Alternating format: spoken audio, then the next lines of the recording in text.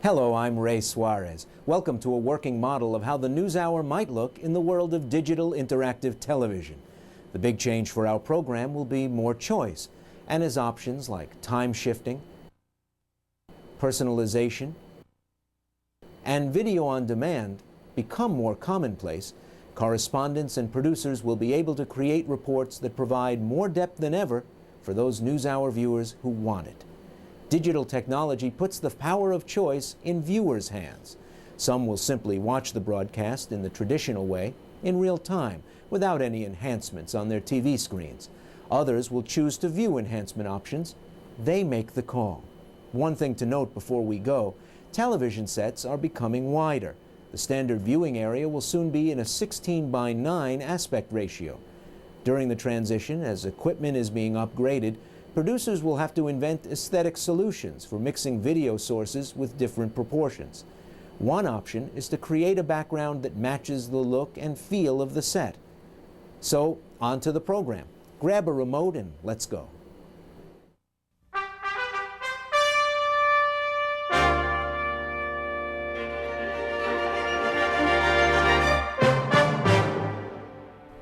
Good evening, I'm Jim Lehrer. On the NewsHour tonight, an update on the multi-billion-dollar deal between the states and the tobacco industry.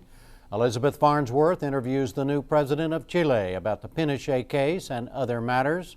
We have a report on the risky business of day trading, a Paul Salmon trip through the art collecting of Duncan Phillips, and then Poet Laureate Robert Pinsky offers a poem in English and Spanish. It all follows our summary of the news this Monday.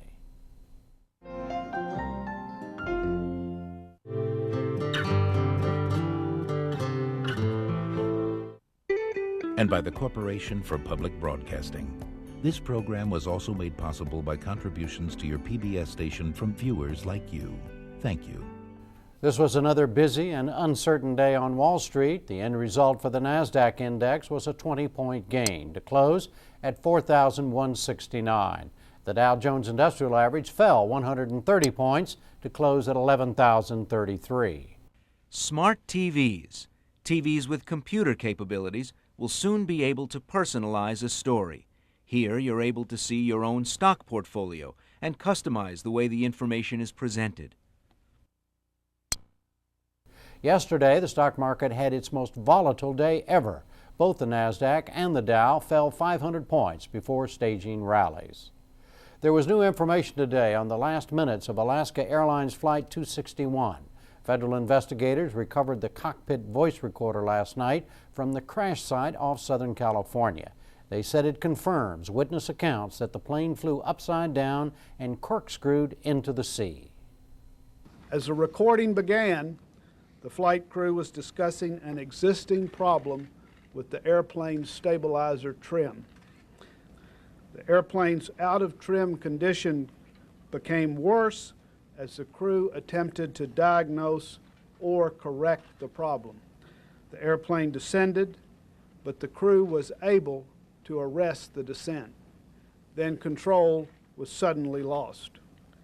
Investigators said the pilots fought with a stabilizer problem for at least 30 minutes before the crash.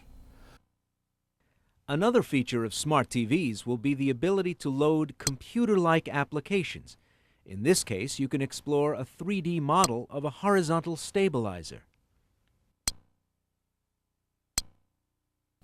Overseas today, Russia defended its campaign in Chechnya against criticism by President Clinton. He called the conflict cruel and self-defeating in his State of the Union address.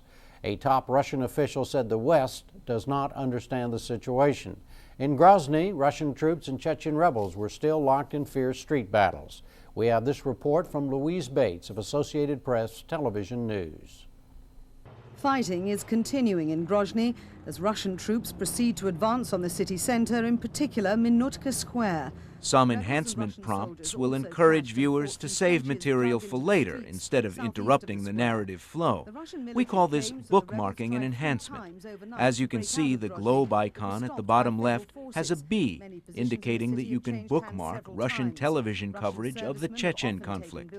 Viewers could go right to the enhancement through the menu, but we're assuming most viewers will not want to interrupt the news summary. Has called on Moscow to make sure its actions don't affect innocent civilians. We are all against terrorists, and terrorists should be rooted out where. Что все мы против террористов и что террористы должны быть искоренены. However, the force we use against them must be proportional and be focused on the terrorists we are trying to get rid of. The Russian offensive in Chechnya began last September. Debate continued today in the House of Representatives over moves to eliminate the so-called marriage penalty from the tax code. Republicans proposed raising the standard deduction for all married couples and lowering taxes on joint income over $50,000. Democrats argued the Republican plan is unfair. They said it gives wealthy couples more tax relief than lower income families. A final vote is expected next week.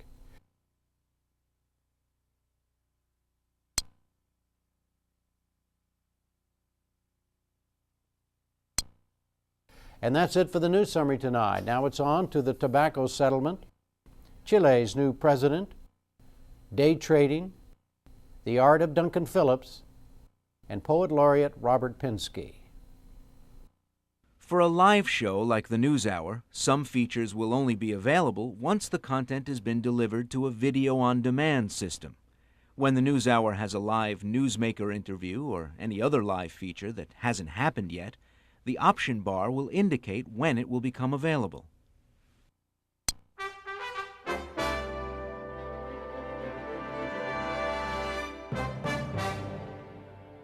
"46 states have begun receiving their share of a multi-billion-dollar settlement with the tobacco industry. Gwen Eiffel has more. In 1998, the states agreed to drop lawsuits against the tobacco industry in exchange for a $242 billion deal that would repay them for the cost of treating sick smokers.